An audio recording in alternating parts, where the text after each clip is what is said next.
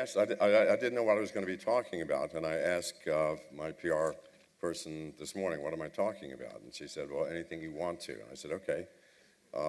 Because my favorite topic and the most intractable problem in the world for me and for millions of other men is how do you distinguish between a Bangkok girly boy and a real woman? So, I mean, for some people it's not an issue maybe. For others it might be. So, however, she said, no, that's too political. We have no clue what the Donald Trump administration is going to do in relation to Thailand. So we avoid political topics. Bitcoin. There's been a lot of talk recently about China and China's moves to, in some people's minds, crack down on Bitcoin, and I think in the right people's minds, provide a great deal of legitimacy. My first wife was Chinese. When I met her, she spoke very little English. I spoke absolutely no Chinese. When we left, I was completely fluent in curse words in both Cantonese and Mandarin, and that was about all I got out of that relationship. I did keynote the Chinese National Security Conference in Beijing in August of some 7,000 people, the largest group I've ever spoken to, where I met Jihan Wu, the CEO of Bitmain, and a whole bunch of other very important people. The Chinese are way too smart not to know that some cryptocurrency is going to become the world standard. I mean, this is a fact. The Pandora's box has been opened. You'll never get it closed. You will never get altcoins back into that box, no matter how governments may complain, no matter how scary it may be for collecting taxes. The world is going to change. The Chinese know this. And the Chinese virtually are in control of Bitcoin now. So they are not going to kill their prodigal child, not the one that's going to bring them in the future great control and power in the world. So believe me, what China has done is added legitimacy. It's taken away much of the underbelly, the darkness, the Bitcoins on the dark web, this aspect which puts people off. So in my opinion, I don't know why the price went from $1,100 to $770 suddenly. It should have gone up by a factor of 2, and it will. The world will catch on.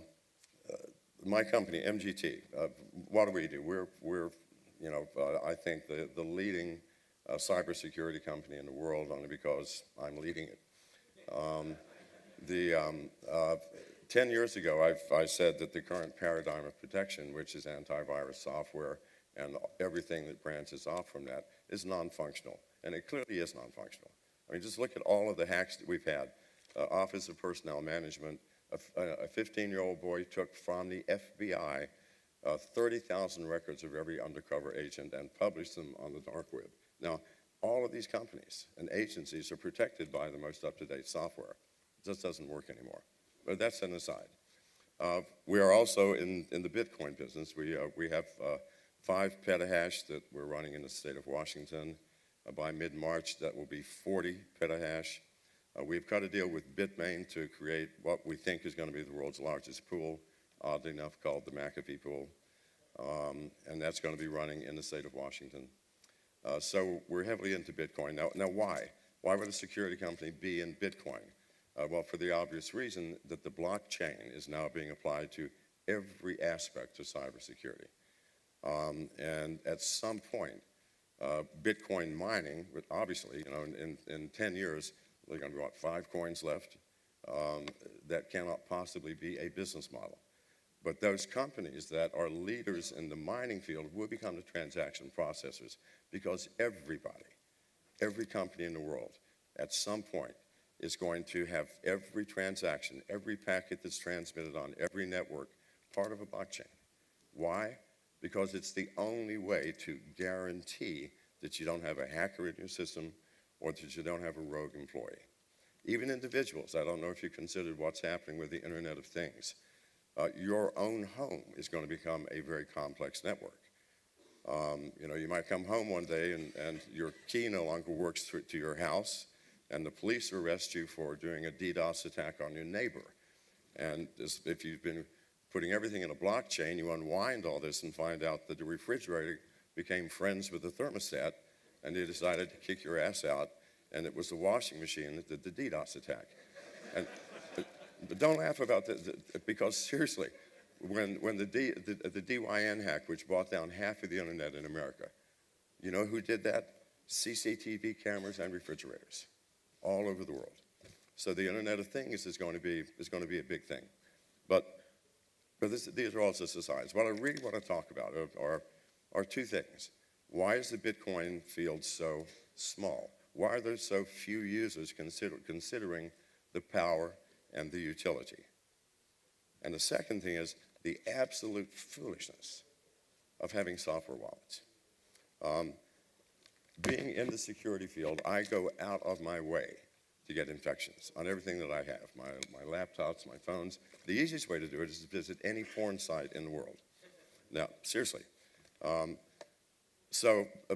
periodically I'll log on to Xhamster, Pornhub, and so on and so forth. And a month and a half ago, there are thousands of people who pay Pornhub to, when you log on, you get a little screen that goes, you have a virus, click this button within 30 seconds or whatever. Well, half of you idiots actually push the button. You know, what you do is you just get rid of the page, X the page, and get on with your life. But I don't. I actually click the button because I want to get infected, because I want to know what the latest software is that we have to fight and how they're actually doing it. So when that thing first appeared, it was about 2.5 months ago. It was one of these flashing things. You've got a virus. You know, click this button now within 90 seconds or whatever. Well, I clicked the button. The next day, 5 of my Bitcoin wallets were emptied. Now, I have every wallet in the world for almost every currency. Why? Because I'm looking at companies that do exchanges, exchanging Bitcoin for Moneros and Moneros for Ethereums and so on and so forth. So I'm always testing these things. The only wallet that did not disappear was Mycelium. Now, if any people here like Mycelium, don't clap yet, okay? Because, but oddly enough, nothing was taken out of Mycelium.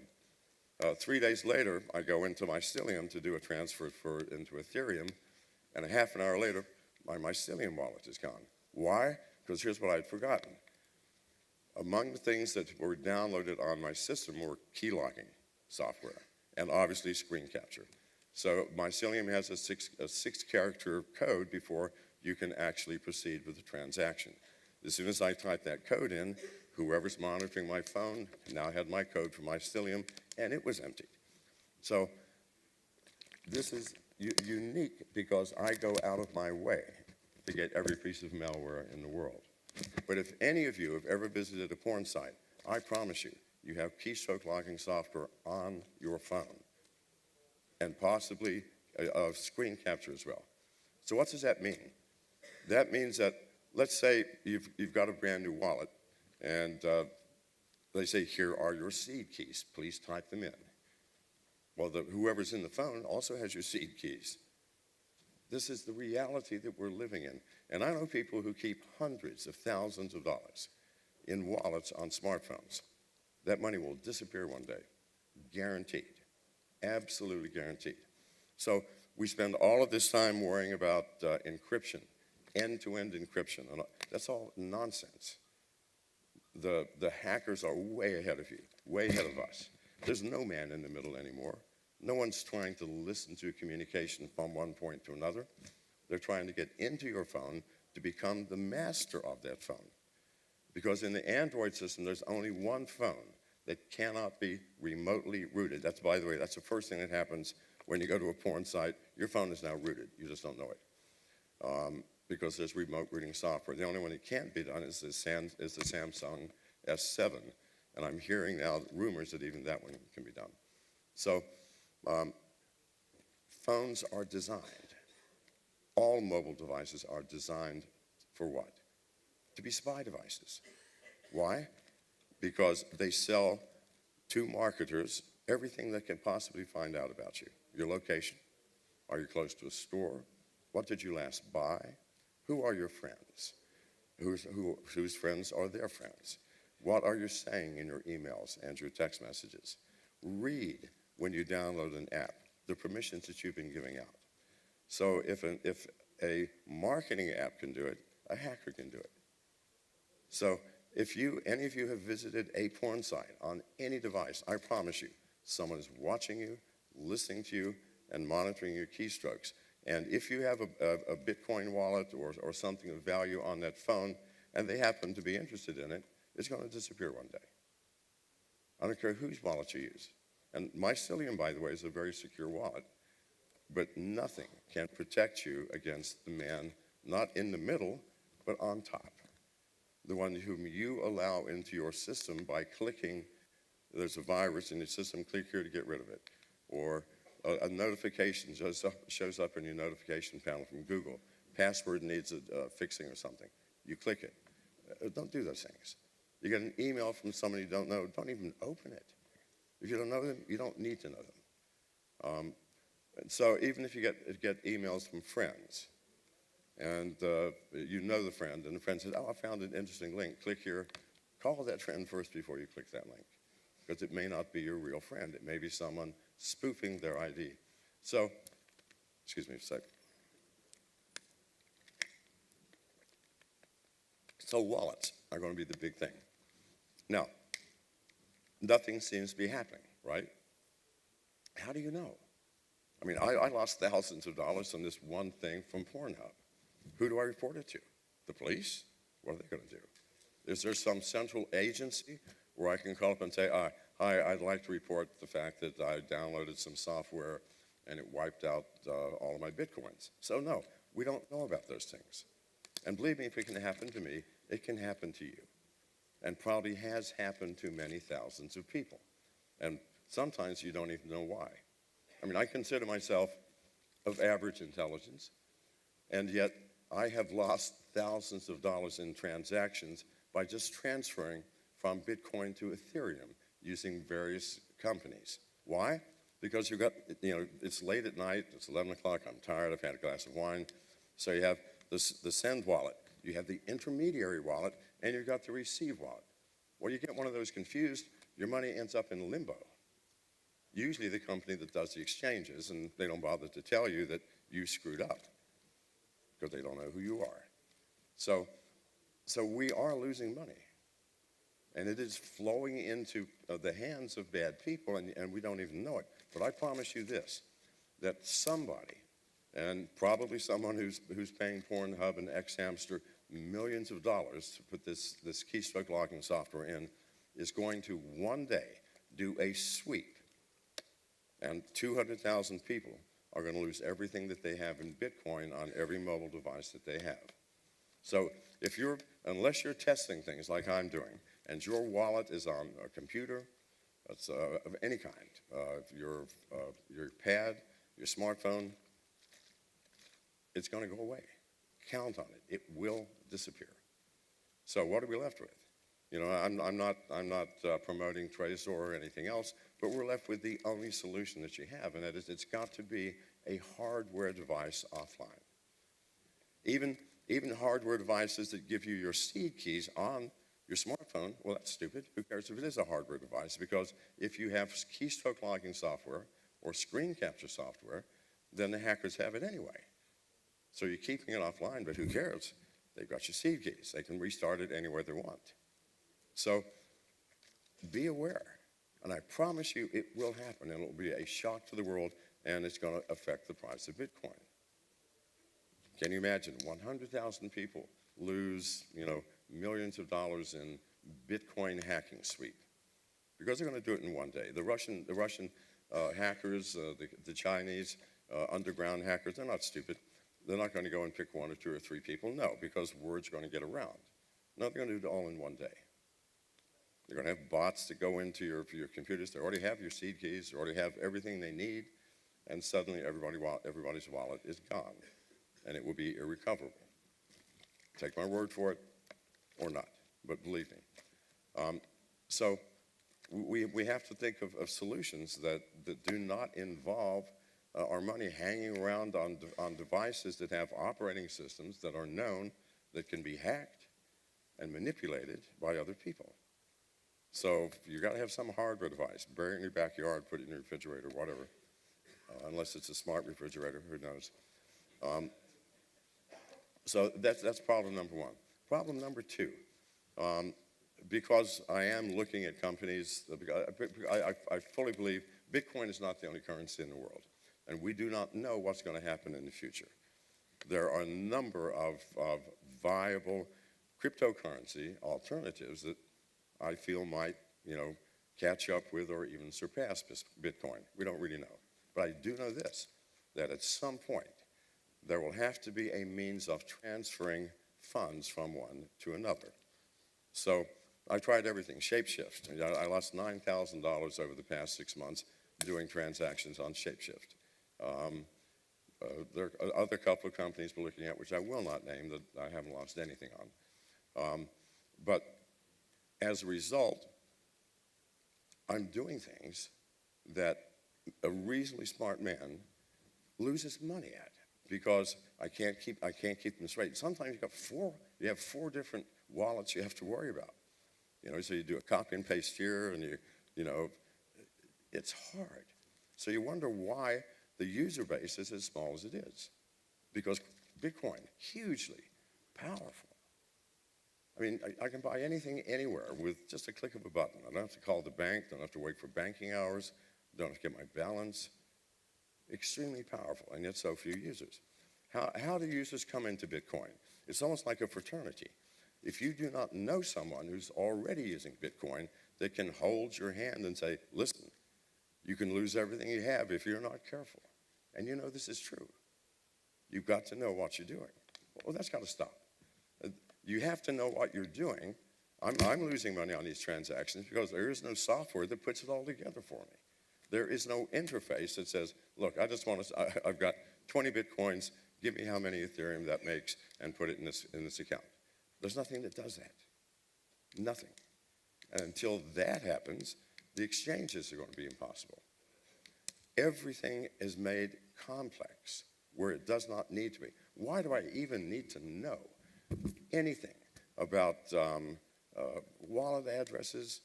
Why do I need to know anything at all about how Bitcoin works? Because if you don't know how Bitcoin works, you are liable to lose some money. Why do I need to do that? There is software whose purpose is to take all of the things that our minds have difficulty doing, believing, or understanding, and doing it for us.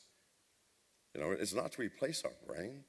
It's to take those aspects of our brain that don't function exactly perfect, because software does function perfectly.